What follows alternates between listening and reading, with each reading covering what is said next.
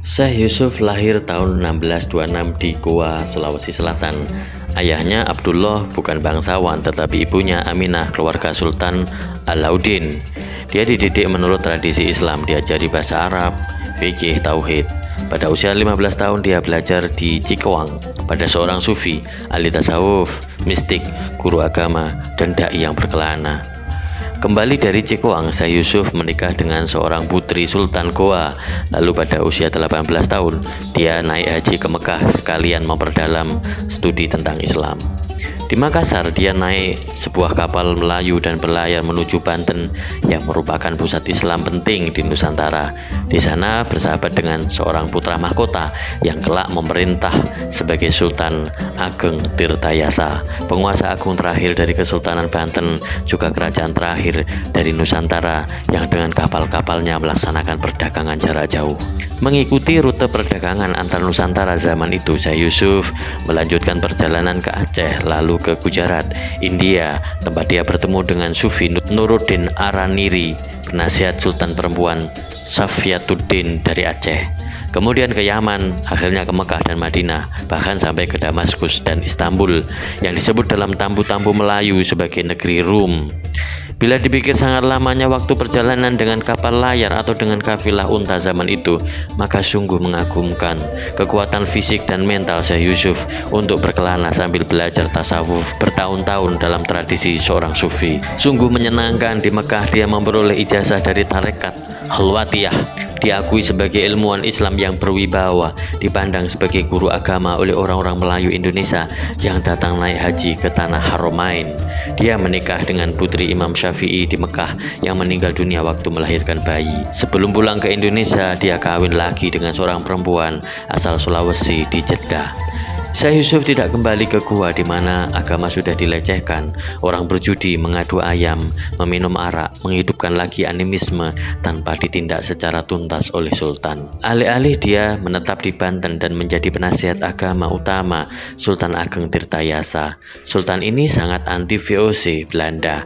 Ia berselisih dengan putranya yang dikenal sebagai Sultan Haji. Timbul perang saudara. Sultan Haji minta bantuan VOC yang mengirim tentara kompeni untuk menangkap Sultan Ageng dan menyekapnya di Batavia di mana dia meninggal pada tahun 1692. Syekh Yusuf dengan 4.000 tentara Bugis memihak Sultan Ageng turut bergerilya dengannya, juga ditangkap oleh Belanda. Pada bulan September 1682, Syekh Yusuf bersama dua istrinya, beberapa anak, 12 murid dan sejumlah perempuan pembantu dibuang ke Sri Lanka. Di Sri Lanka, dia menulis karya-karya keagamaan dalam bahasa Arab, Melayu, dan Bugis. Dia aktif menyusun sebuah jaringan Islam yang luas di kalangan para haji yang singgah di Sri Lanka, di kalangan para penguasa dan raja-raja di Nusantara. Haji-haji itu membawa karya-karya Syekh Yusuf ke Indonesia dan karena itu bisa dibaca di negeri kita sampai sekarang. Mengingat aktivitas Syekh Yusuf tadi, VOC Belanda khawatir dampaknya dalam bidang agama dan politik di Nusantara. Keadaan bisa bergolak terus. VOC lalu mengambil keputusan memindahkan Syekh Yusuf ke Afrika Selatan. Dalam usia 68 tahun, Syekh Yusuf beserta rombongan pengikutnya terdiri dari 49 orang tiba di Tanjung Harapan tanggal 2 April 1694 dengan menumpang kapal Belanda Voetboek. Di tengah perjalanan badai besar menghantam sehingga membuat nakoda Belanda Van Beuren ketakutan kapalnya akan tenggelam.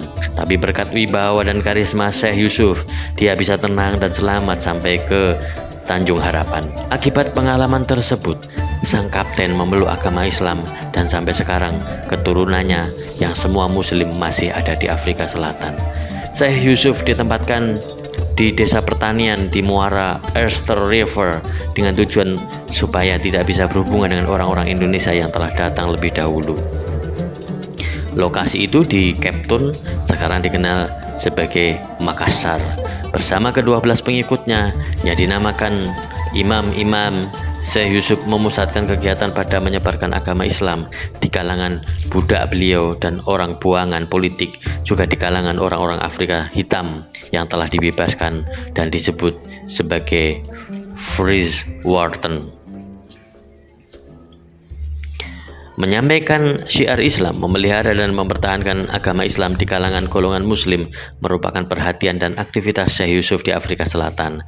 Sebagai sufi, dia mengajarkan tarekat Qadiniyah, Satariyah, dan Rifaiyah di kalangan muslim Afrika Selatan. Dia meninggal dunia tanggal 22 Mei 1699 dan dimakamkan di Fourie, Cape Town. Makamnya terkenal sebagai karomah yang berarti keajaiban mukjizat. Sultan Goa meminta kepada VOC supaya jenazah Syekh Yusuf dibawa ke tanah airnya. Dia tiba di Goa 5 April 1705 dan dimakamkan kembali di Lakyung. Seperti makamnya di Fourie, makamnya di Makassar juga banyak diziarahi orang. Fakta bahwa Syekh Yusuf memiliki 2 makam menimbulkan spekulasi. Sejarawan Dihan percaya Belanda mengirimkan kerangka Syekh Yusuf ke Makassar dan karena itu makamnya di Fourie telah kosong. Di pihak lain, Profesor Azumati Azra dalam makalahnya Orang-orang Muslim di Cape Town percaya hanyalah sisa sebuah jari tunggal dari Syekh Yusuf yang dibawa kembali. Spekulasi ini mungkin ada benarnya mengingat sebuah legenda di Goa mengenai jenazah Syekh Yusuf yang dimakamkan kembali. Menurut legenda, pada mulanya hanya sejemput abu yang mungkin sisa-sisa jarinya yang dibawa dari Afrika Selatan. Tapi abu itu bertambah terus sambil mengambil bentuk seluruh badan penuh Syekh Yusuf tatkala tiba di Goa. Memang susah menjelaskan tentang sufi apabila tidak menjalankannya dengan bergabung dalam sebuah tarekat yang dipimpin oleh seorang syekh. Sebagai orang awam tentu terlebih-lebih saya tidak punya bakat dan persediaan untuk memahami sufi dan ajarannya. Kalangan yang mengetahui berkata sufisme adalah sama dengan akhlak yang baik. Siapa yang berusaha hidup dengan akhlak baik, tidak mengundurkan diri dari masyarakat ramai, tetap aktif dalam urusan dunia, mengindahkan sepenuhnya suruhan dan larangan Tuhan, dia itu sesungguhnya mirip sufi. Bagaimanapun juga, Syekh Yusuf Al-Makassari, pahlawan nasional, adalah seorang sufi.